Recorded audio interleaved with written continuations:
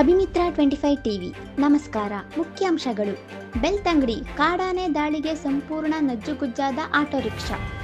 June 6, 2025ರಂದು Belthangady ಕಾಡಾನೆ ದಾಳಿಯಿಂದ auto ರಿಕ್ಷಾವೊಂದು ನಜ್ಜುಗುಜ್ಜಾದ ಘಟನೆ ಶುಕ್ರವಾರ ಮುಂಜಾನೆ ಧರ್ಮಸ್ಥಳದ ಬೋಳಿಯಾರು ಎಂಬಲ್ಲಿ ನಡೆದಿದೆ.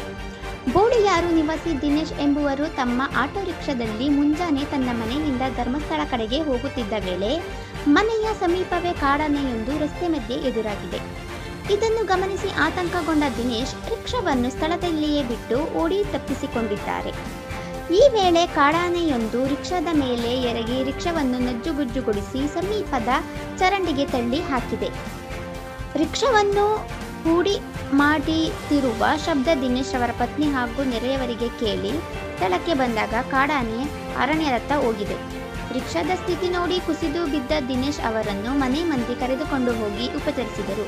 ಸ್ಥಳಕ್ಕೆ ಅರಣ್ಯ ಇಲಾಖೆಯ ಅಧಿಕಾರಿಗಳು ಹಾಗೂ ಗ್ರಾಮ ಪಂಚಾಯತ್ ಅಧಿಕಾರಿಗಳು ಸ್ಥಳಕ್ಕೆ ಭೇಟಿ ನೀಡಿ ಪರಿಶೀಲನೆ ನಡೆಸಿದ್ದಾರೆ.